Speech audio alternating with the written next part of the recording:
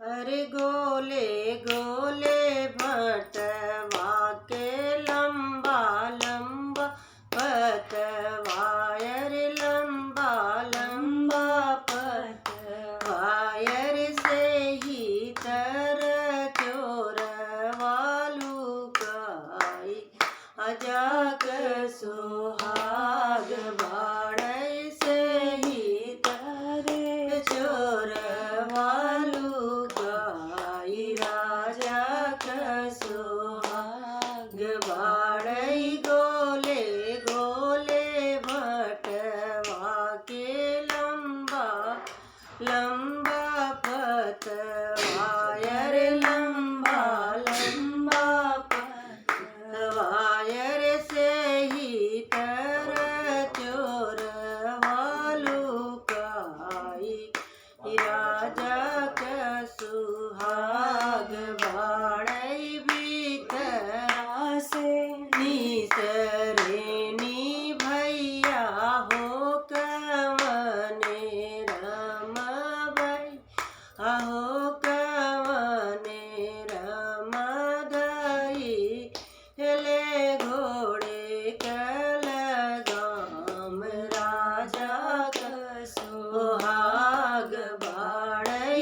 भीतरा से निसरेनी सारे हो कवने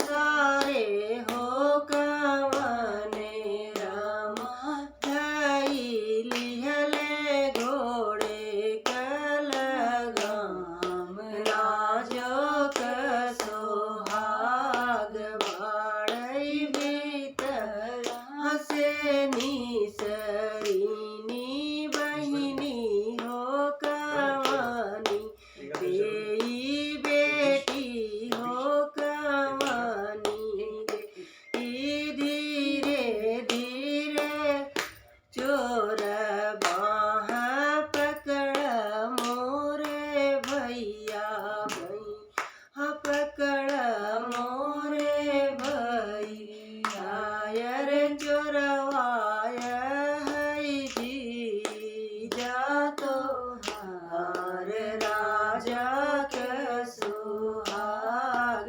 बाड़ै। चोरवा लागै जीजा तोहार नाजुक सुहाग बाड़ै। तनी बचन सुने भैया हो कवने रामा, भैया हो कवने रामा जाऊ माई जनत्यं बहिनी जीजा होई है चोरवायर, जीजा होई है चोरवायर। गड़ियन भटवा दे त्यों लदाई राजा का सुहाग बाड़ै।